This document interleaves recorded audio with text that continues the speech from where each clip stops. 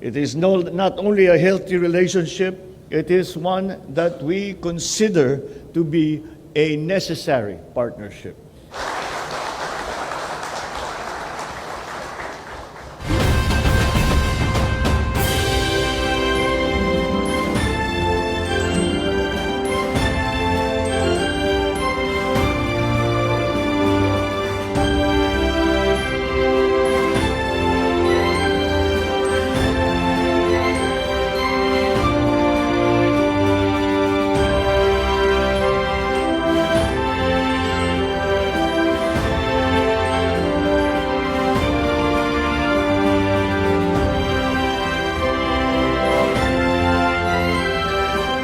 Of Filipino-Chinese Chamber of Commerce and Industry Incorporated President Cecilio Pedro, the officers and members of the FFCCCII, my fellow workers in government, distinguished guests, ladies and gentlemen, good morning.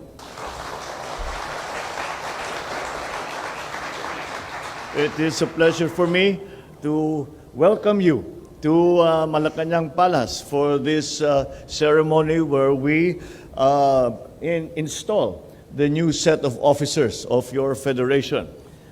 This is also an occasion to fondly recall our centuries-old Filipino-Chinese friendship as we mark the 48th year of the formal establishment of the Philippines-China diplomatic relations this month. It's worth noting that even before the formalization of our diplomatic ties with China, the Federation has already been a positive influence in our friendly relations. In behalf of the country, I thank the Federation for having nurtured this relationship and served as a bridge between our two nations. For almost 70 years, the Federation has been at the forefront of efforts to bring investment and open various economic opportunities that benefit both the Filipino-Chinese communities and the general Filipino public. Through your astuteness and acumen, the Federation and their members have injected dynamism to our country's economy and our society, changing lives and communities in the process. For that, we recognize them as important and trusted partners of the government through the years. Time and again, the Federation has demonstrated its dependability in partnering with the government and in supporting our programs and advocacies that benefit the citizenry. And that is why when I greeted your new officers, I greeted them as my partners in development.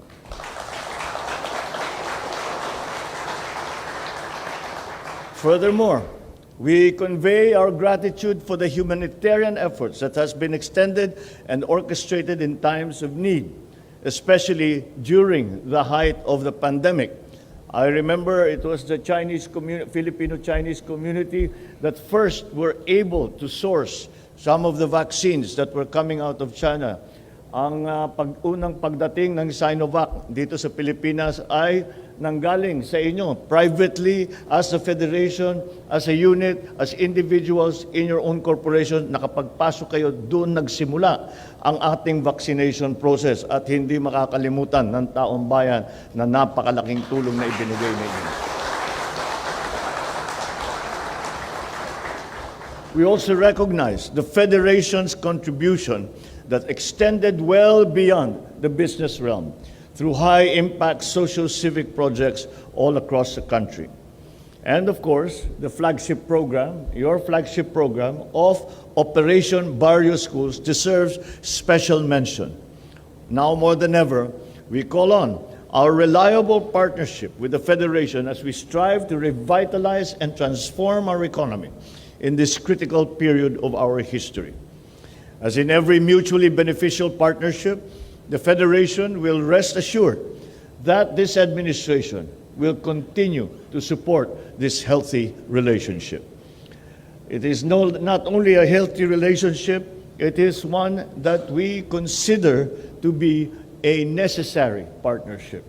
And I think that it has been made clear that the policy of this administration is to have as the critical partners in the transformation of our economy, as critical partners in the private sector.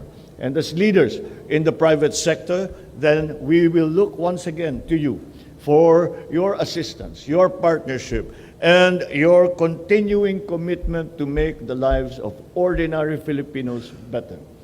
Cognizant of the concerns of the sector, we will of course continue to listen and exert efforts to improve business climate and foster ease and efficiency of doing business. We have taken note of the issues that you have raised during our meeting last year and have already initiated many steps and adjustments to address those challenges. We are now exerting effort to provide and improve our tax administration and fiscal incentive systems, amongst other strategic interventions. We are also streamlining existing regulatory mechanisms through expedited and integrated processes and digitalization of key government services. We have the same idea as the Federation, in that there is an important, that these are the important parts that we have to strengthen, to revitalize for our economy to continue to grow, for our economy to continue to provide the services, the jobs, and the necessities of ordinary Filipinos. So as part of this administration's agenda, partnerships with the private sector has been actively pursued and nurtured in recognition of this essential role that you play in our development. Definitely, this is a partnership that my administration will continue to preserve, harness, and enhance so that it may bring forth greater benefits for businesses, our citizens, and the country. We look forward to further deepening and strengthening that relationship through continuing dialogue and amicable approaches. May this partnership between the Philippine government and the Federation live on for decades to come. Let it remain to be the government's dependable ally in the pursuit of our aspirations for a prosperous, inclusive, and resilient society, and a more comfortable and secure life for us all. To the new officers who will be assuming greater social responsibilities and challenges, we wish you the success of your leadership. May you sustain the Federation's long and storied legacy in Philippine society. With your unquestionable and proven dedication, wisdom, and professionalism, I am certain that we will have positive influencers and prime movers in our communities to ably guide our economy to greater heights.